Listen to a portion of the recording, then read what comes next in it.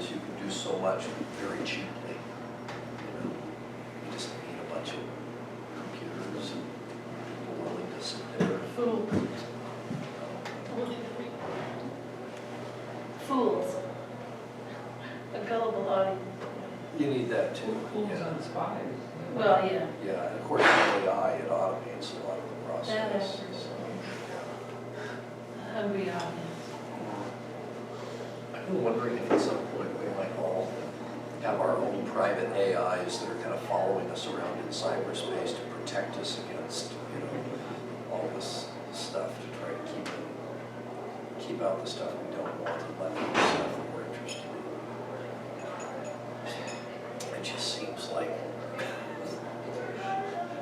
the only way we're going to stay sane without going back to pencil and paper. Which would not be a bad thing. Nothing wrong with it. Deal with that.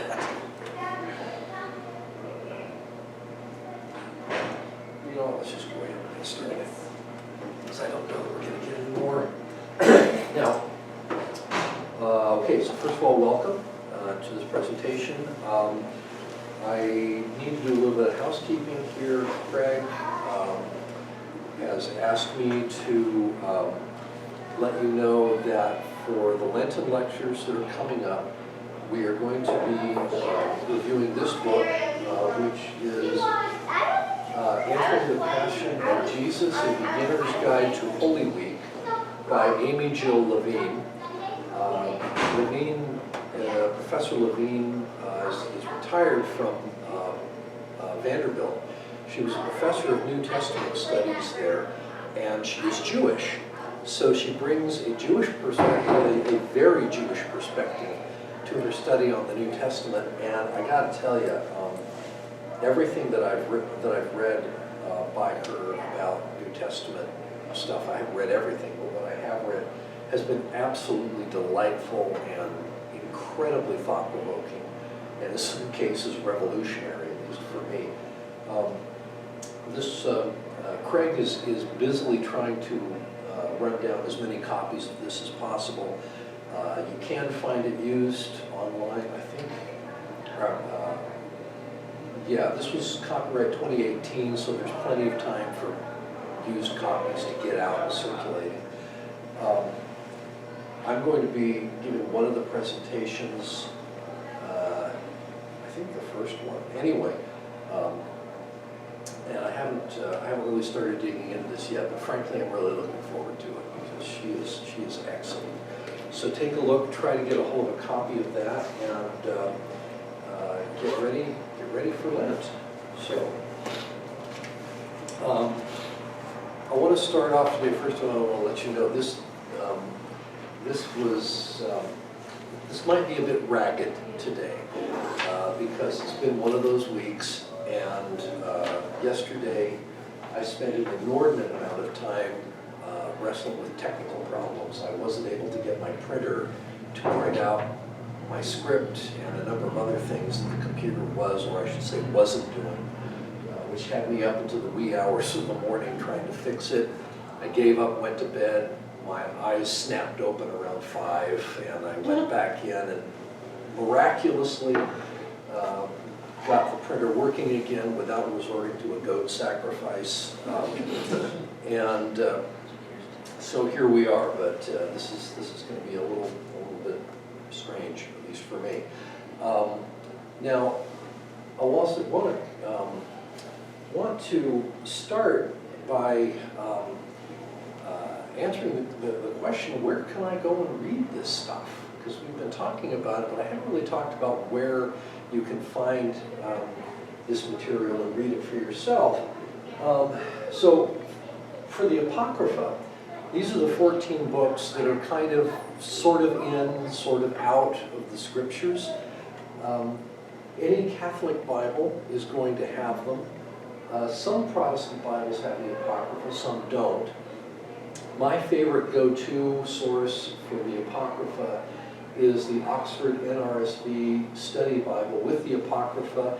You can get it with and without the Apocrypha, just make sure you know which one you're getting. in most mainstream seminaries and college courses, that's the edition people use. It's good, it's solid, the translation is good, the notes are good, and it's a well-constructed book physically, so I highly recommend it. Now, if you want to read beyond the Apocrypha and get into the pseudepigrapha, there are some online collections out there. You just have to Google pseudepigrapha and rely on Google to correct your spelling of the word pseudepigrapha. Yeah. I don't know what it is, except in Greek. What's that? I can translate pseudepigrapha, but I don't know what you're referring to. Okay, so the Apocrypha are the ones that were considered for the canon but not quite got in. Pseudepigrapha is the stuff that was never really considered seriously for the canon at all. So these would be things that have crazy sounding names like the Testament of Abraham or the Apocalypse of Adam or the Pistis Sophia or these other weird things that sound like they're just this far from a Dan Brown novel, that kind of thing. And there are dozens and dozens of them. And if you go and you look at this, you'll find some online collections. Most of these are, well, it's kind of chaotic. There are a number of sites that have text-only versions of these texts in older translations that have fallen into the public domain, or they're owned by institutions that are too poor or too preoccupied to sue copyright violators, or are likewise too poor to pay up if they lose in court anyway. So a lot of these sites have kind of a New Age vibe to them, or an X-Files kind of vibe. They play on the mystique of esoteric knowledge, so you'll find pseudepigraphic text right next to something on UFOs, that kind of thing. The other problem, apart from there being old translations, they're old but they're serviceable. You can still get through them and get a sense of what they're talking about. The other thing I've noticed is that these sites tend to be not very well formatted. The text isn't real well laid out on the screen. But a good resource that I found, Wikimedia Commons has a whole bunch of good stuff, and it's pretty well organized, well set up. You have good explanations of what these texts are. If you just type in pseudepigrapha, you'll find all kinds of good stuff laid out with explanations. Another example is the Internet Archive. If there's a specific document that you're looking for, chances are you can find an edition of it. It might be older, but it will probably be more than enough for what you need. For those of you like me who are dead tree snobs when it comes to reading, there are other editions of the pseudepigraphic literature available. This is the standard edition edited by James Charlesworth. It's a good, solid translation. When these first came out, I blew all my lunch money and got a set. This is back in the late 80s. I had assumed, hopefully, that by now there'd be lots of used copies floating around, but that doesn't seem to be the case. That said, it is available in soft cover on Amazon. It's a bit pricey for the set. It's like $48 for the 2-volume set. Well, that's pricey for me anyway. Another collection is one that's published by Covenant House, and it was released in 2022, an updated edition. It includes some of the Apostolic Fathers. You're not going to get the whole Apostolic Fathers into a single book. That's like that much shelf space, but. And I have no idea what they mean by literal standard version. I don't know what that is. I've never heard of it before until I saw that. I suspect that what this is probably a print version of what you find on some of these websites. But it does seem to be a fairly decent collection. There are a lot of other ones out there as well. And they all have, you know, kind of exciting titles that claim, you know, completeness or play on the hint of esoteric knowledge. But the price is right, and it is, you know, a paper edition that you can read without having to stare at the screen for hours on end. You just, you know, just go to Amazon and you'll find them. There's just tons of them. Now, if you're interested in the Dead Sea Scrolls, things are a little better. This is the place to start if you're interested. Giza, it's spelled Vermes, but he pronounced it Vermesh for some reason. Giza Vermesh has been maintaining this translation for a very long time. I believe the most recent edition is 2012. But this is, I think, by far the best collection of the scrolls in English out there. It's the one scholars turn to reliably. The translation is smooth, it's easy to read, the notes are excellent. And you know, if you want, you know, if you're going to get just one book on the Dead Sea Scrolls, this is probably the one to get that has, you know, the actual texts in it. While we're on the subject of the scrolls, this is not Apocrypha and Pseudepigrapha, but this is kind of an interesting little thing here too. Among the texts found at the Dead Sea were representatives of all the other Old Testament scriptures except for the book of Esther. And what made this so exciting was that prior to that time, the oldest Hebrew texts that we had of the Old Testament dated to like 1000 or 1100 CE. So the Dead Sea Scrolls pushed it back by well over 1,000 years to a text that we didn't have before. This is a translation of the Bible using just the texts found in Qumran. So if you want to do a little, you know, comparison reading just to see how well the text was transmitted or not transmitted, this is an interesting way to take a look at that. Spoiler alert, they did a pretty good job of passing along the text, the original text of the Hebrew. So that's something just to kind of keep in your back pocket. Yes. Like an overeager student. What's I that? am. I said, like an overeager student, here I am again. So I don't know what Masoretic means. Oh. And I have a follow-up question. Okay, Masoretic refers to a group of Hebrew scholars called the Masoretes. And they took it upon themselves to preserve the text of the Hebrew Bible. That was kind of their mission in life. And they were a group of, a community, I guess you could say, of scribes and scholars who developed some very exacting standards for copying texts.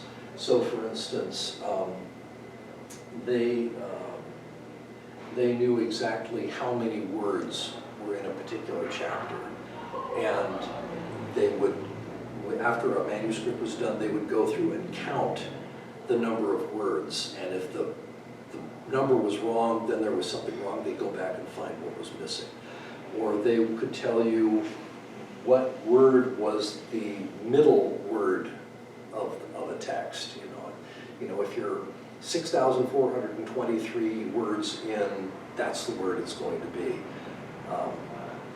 There were very strict rules that they had for how you copied and the materials you used and how you conducted yourself while you were copying. There were rules about the kinds of ink that you used, the kinds of animal skins that you used, and it was very, very exacting and sophisticated. And they maintained this tradition for, well, several hundred years. I think the earliest that we know of the Masoretes is about 300 CE, and they continued this tradition up until the 11th and 12th century, as far as I know. So that's the Masoretes. Sorry?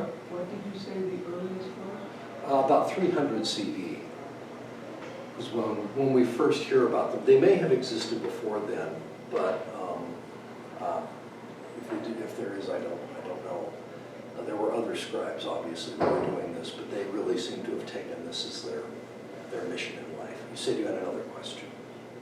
Well, you spoke the first section about the Torah being designed in Babylon, and how at some point there were a lot of different versions, the way there were a lot of different temples, like one on an island in the river in Egypt. Right. So presumably, the Jewish people have been preserving at least the Torah section in continuity. Like, I don't think they've lost track of Sabbath. They've just been counting the seven for a lot of centuries. Yeah. So the Masoretic texts were compiling and rectifying everything they had that was much older, Mhm. starting. Yeah, they did a lot of that too. A lot of their manuscripts, there were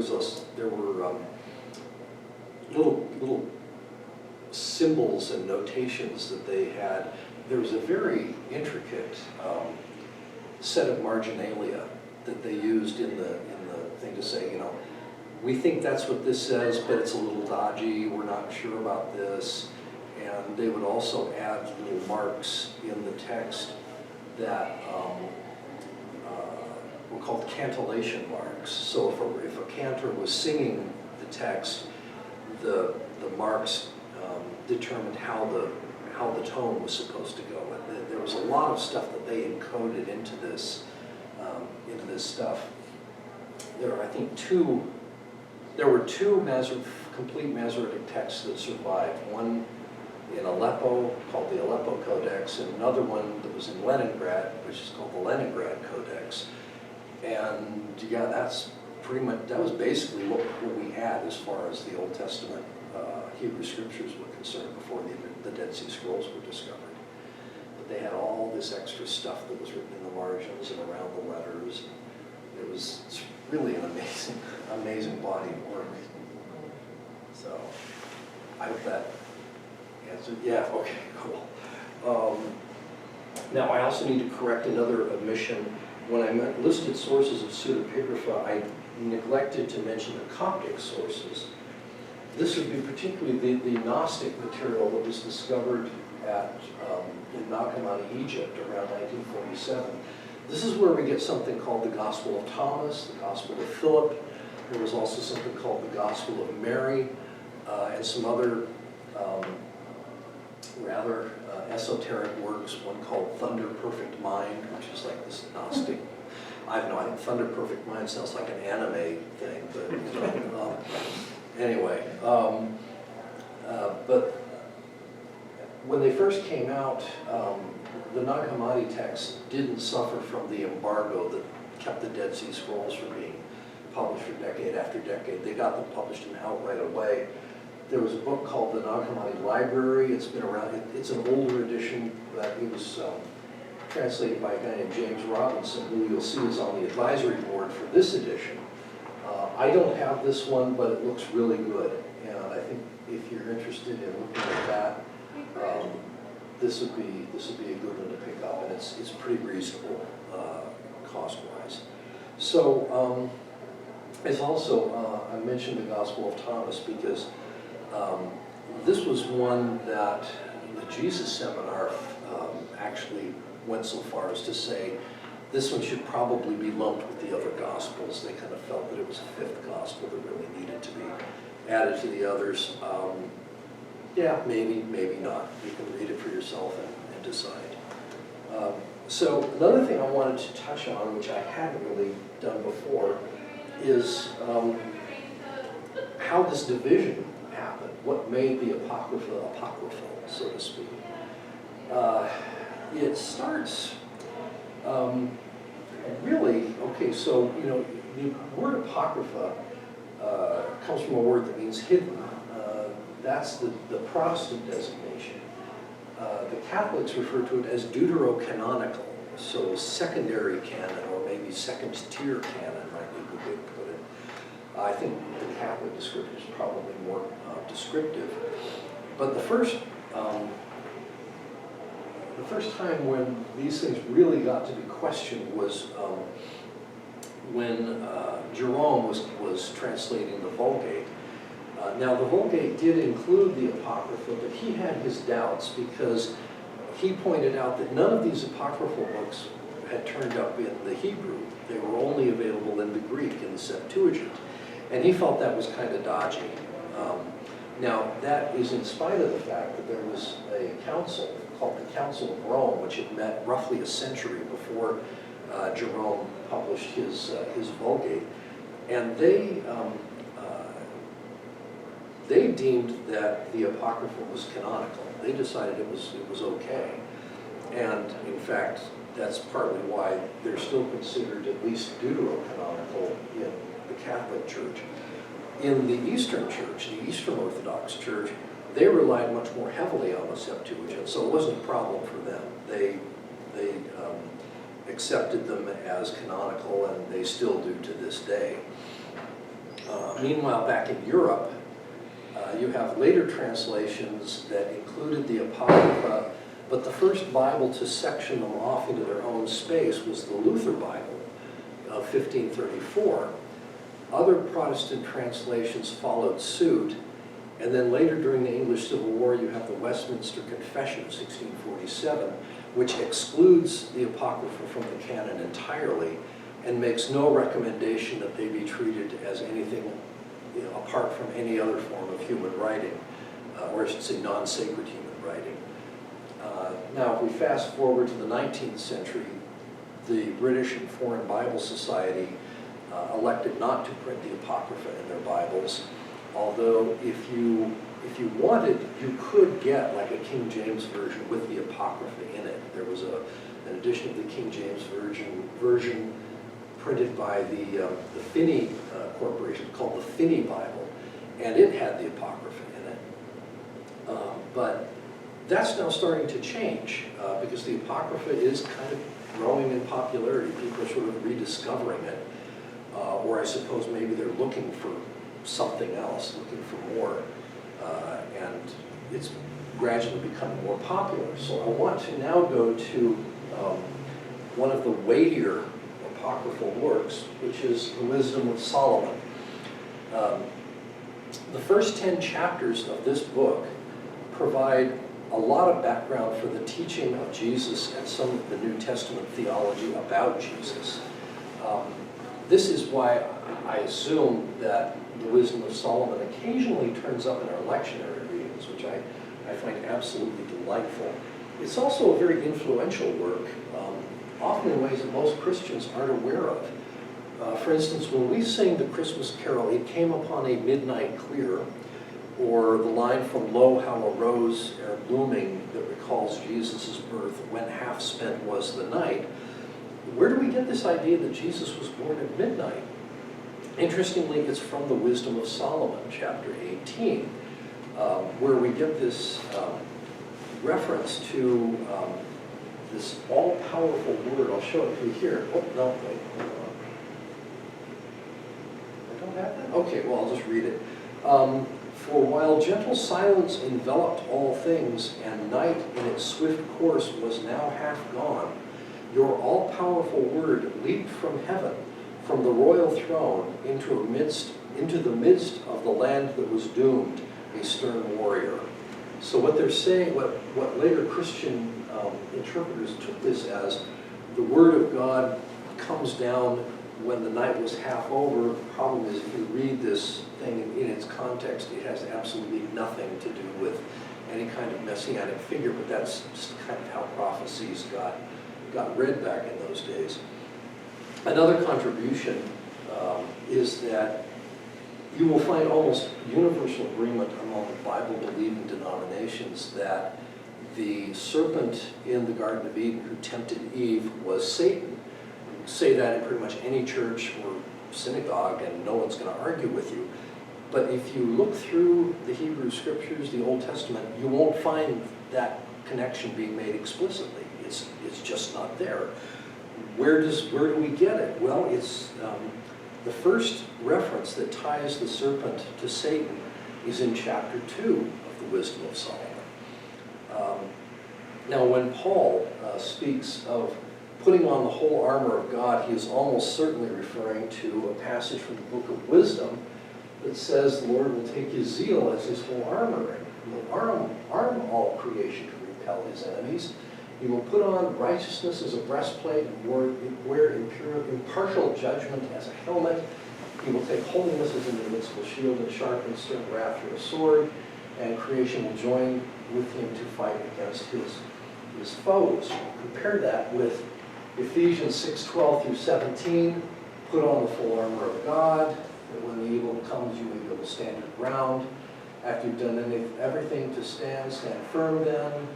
Belt of truth buckled about your waist, breastplate of righteousness in place, with your feet fitted with the readiness that comes from the gospel of peace. In addition to all this, take the shield of faith, which you can extinguish the flaming arrows of the evil one. Take the helmet of salvation and the sword of the Spirit, which is the word of God. You can see that he's changed a few things, but it's basically the same idea of using this sacred armor as a metaphor for. How much older was the Wisdom of Solomon? Sorry? How much older was the Wisdom of Solomon? Wisdom of Solomon is 1st century BCE. So it's not that far, I mean, it's maybe a century before. It'd been circulating for about a century by the time Paul was writing, roughly, give or take, a few decades. So wisdom embodies a lot of what was going on in the time when the Jews and Jewish and Greek ideas were mixing and contending and augmenting each other. As I said, it was written around the 1st century BCE in Greek by a Hellenistic Jew, probably living in Alexandria. However, while the author is clearly conversant in Greek philosophy and literary styles, this is a very Jewish book, and it is filled with Jewish ideas and a firm declaration that the Jewish life is the only true way to live. Now, speaking of philosophical methods, there's an interesting passage in chapter 6 here that employs a type of argument called the sorites. It's an argument consisting of propositions so arranged that the predicate of any one forms the subject of the next and the conclusion. Let's just use the example. So, beginning of wisdom is the most sincere desire for instruction. The concern for instruction is the love of her, and the love of her is the keeping of her laws, and giving heed to her laws is assurance of immortality, and mortality brings one near to God. So the desire for wisdom leads to the kingdom. So you come, in this case, you end where you began with the desire for wisdom. You have these overlapping propositions that feed into each other, or one feeds into the next until you reach the climax of your argument. There are poem forms that are like that. Sorry? There are poetry forms Yes. that are like that. Yes. That's there in are. construction. Yes, and we also see a similar construction in Paul's letter to the Corinthians.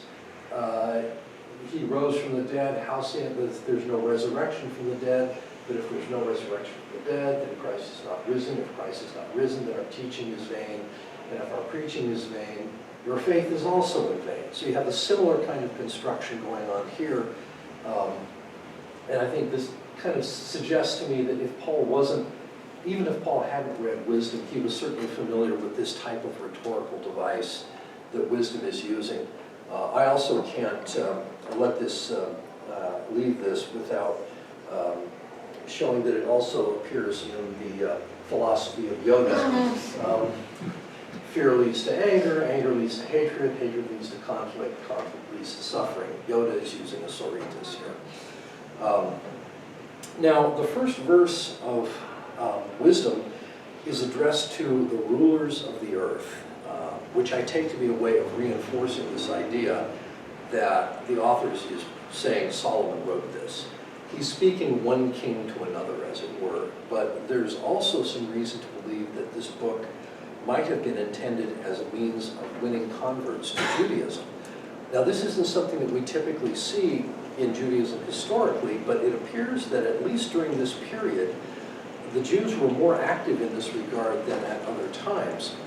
One reason for this is because, according to some estimates, the number of Jews who left Babylon after the exile and elected to return to Jerusalem was fairly small.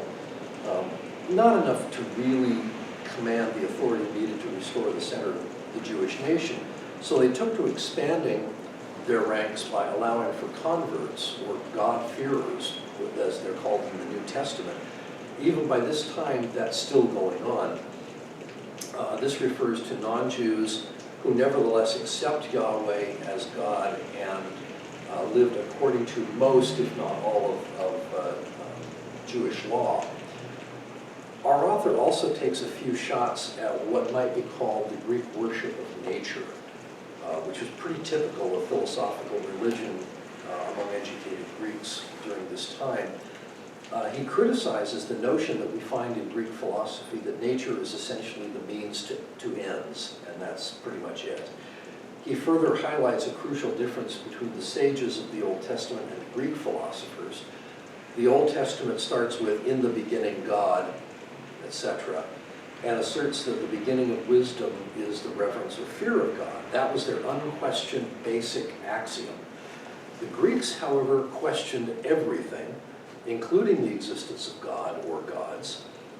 For the author of Wisdom, questions really only need to revolve around one's relationship with God and one's role during their time on earth. That's where you direct your questioning, and that's really all that matters.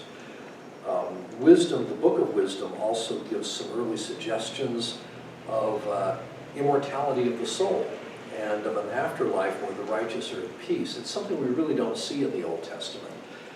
They really don't have much to say about the afterlife at all. Now, we also see the idea that God is a just judge who rewards the righteous, but he also allows the unrighteous time to repent. Wisdom rejects the idea that everything is a matter of chance and that death is the end of everything, and that nothing will survive, and even the memory of our being will vanish in time. He criticizes the idea that given these presuppositions, one should live lavishly. And apparently this lifestyle includes oppressing the vulnerable. So here's a passage from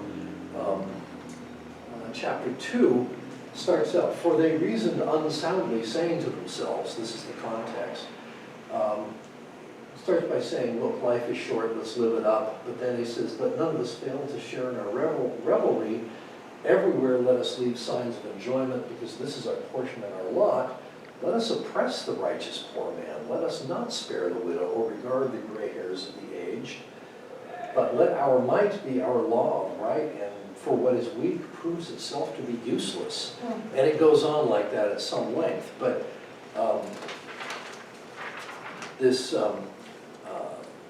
with respect to the oppression of the poor and the vulnerable, this almost certainly reflects the circumstances of the time in which the very rich were systematically disenfranchising small landholders, literally by the thousands, and gathering their lands up into conglomerate holdings. And it left the original landholders with little or no option but to seek work in the cities where jobs were few and charity was uncertain and uneven. Some commentators claim that Wisdom is criticizing Epicurean's philosophy specifically, although this would be a later form of Epicureanism.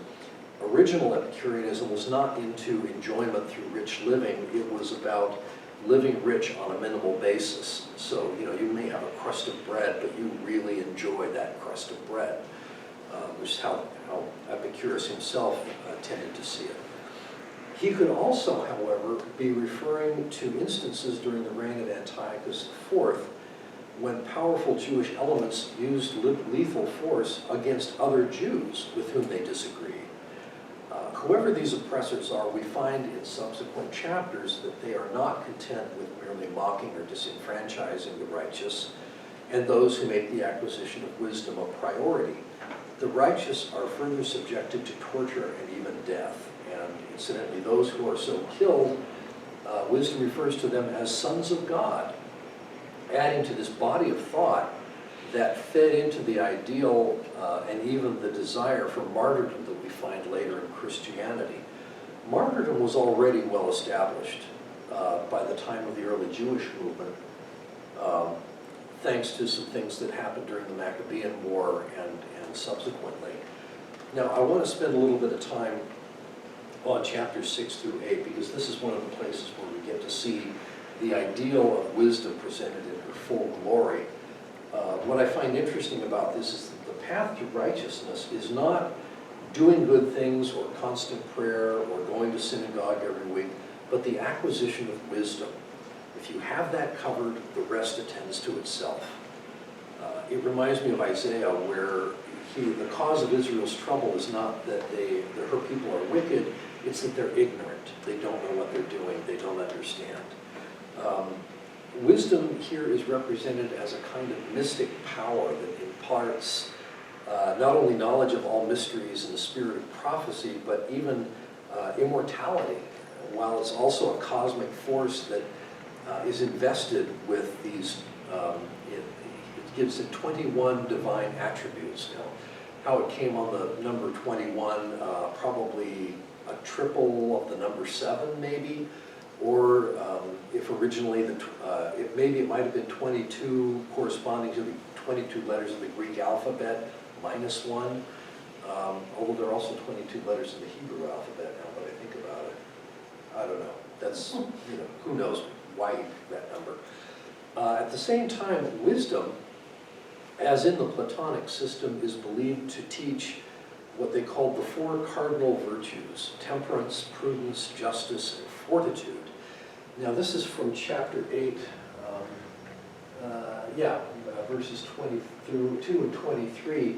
These are the attributes of wisdom, the fashioner of all things, that is intelligent, holy, unique, manifold, subtle, mobile, clear, unpolluted, distinct, invulnerable, loving the good, keen, irresistible, beneficent, humane, steadfast, sure, free from anxiety, all power, overseeing all and penetrating through all spirits, that are intelligent, pure, and altogether subtle. I noticed that subtle appears twice, and I'm not sure why that is. I'd be interested to find a commentary that would shed some light on that, because I expect there's more there than meets the eye. Now, as with our Soritas example from Corinthians, this also kind of brings to mind Paul's meditation on, love is patient, love is kind, all the attributes of love that, although he doesn't have 22 of them, but I guess he doesn't need that many. Now, I had hoped to cover another book, The Wisdom of Sirach, which is also a wisdom text, and it's also called Ecclesiasticus, not to be confused with the book of Ecclesiastes, which is also part of Israel's wisdom literature. But honestly, I just ran out of gas. It's been almost 10 years since I looked at this material, and I find that it resonates now in a way that I don't recall feeling before. Maybe it's because we're experiencing a major dearth of wisdom right now. One of my favorite science fiction novels is The Shockwave Rider by John Brunner, which describes a modern dystopic society in which massive resources are being poured into an effort to educate or train or otherwise identify people with genuine wisdom. The ruling elites, or at least the brains behind those elites, understand that the leadership is completely out of its depth and that wisdom is desperately needed to ensure long-term survival. The twist at the end is that when wisdom finally manifests itself, it comes from unexpected quarters and proceeds to undermine the ruling class. But what do you expect from a novel that was written in the 1970s, right? The Wisdom of Solomon posits wisdom versus greed against nihilism, idolatry, hatred of the other. It is something that demands great energy and sacrifice. There's a hint of a wisdom prosperity gospel at work here, because it promises wonderful economic and political benefits to those who seek wisdom, rather than simply the ability that wisdom confers to muddle through hardship. The audience, remember, is other kings. That said, my intuition tells me that even on a small scale, this book offers much for us ordinary folks. Even if we aren't going to apply its lessons from pinnacles of power, wisdom offers us a useful template by which to measure the stature of governance and leadership, whether we encounter it at work, in community, or in our relationships. Well, thank you. That's all I got. One of the things I've always loved about wisdom is that it contains intelligence. It's not like, just doesn't mean you're smart. It's, you know, it's a bigger package than just being smart. Yeah, I like to draw a distinction. Wisdom is reasonable, and I draw that as a distinction from rational. I'll explain what I mean.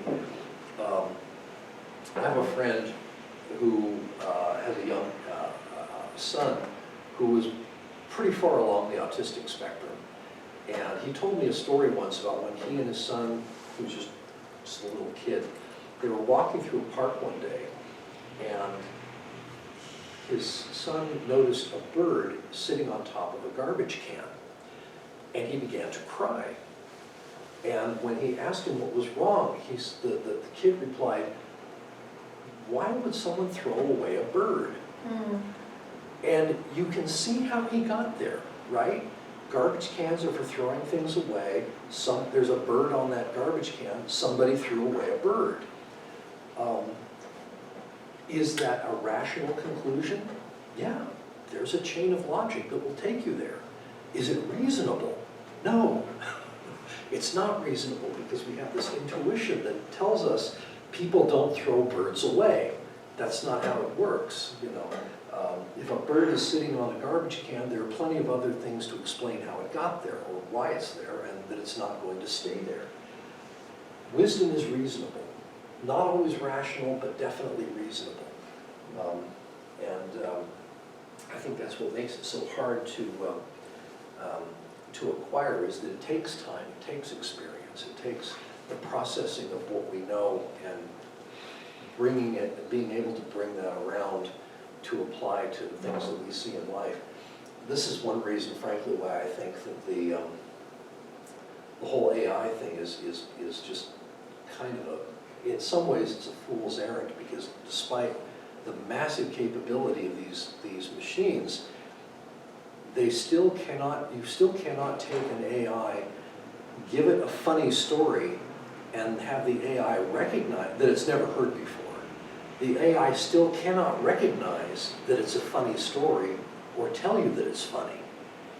It can't see that, it can't apprehend that, unless it had been told beforehand, oh, by the way, that story, it's funny. You know, it can't do that, because we don't have a way to encode experience. We can encode probabilities of events happening in statistical tables, but experience is something different. And it's funny to me, but I don't think the people who are working on this stuff really understand that. Anyway, that's another rant. Anyway. I counted 22 attributes of wisdom, which would come up with the alphabet. Yeah.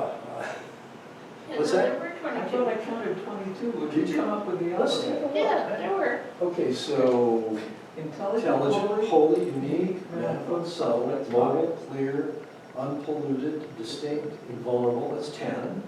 Loving, good, keen, irresistible, beneficent, humane, 5. steadfast, sure, free from anxiety, all-powerful, overseeing all, penetrating all spirits, staying intelligent, pure and altogether. You're right, 22. How about that? Well, that commentator can't count. The one that I was reading. Okay, well, that's what I get for not checking. But that's interesting. double counting settle. Yeah. Altogether settle versus settle. Yeah, Yeah, maybe, yeah. thank you. Oh, Thank you very much. Thank you for coming.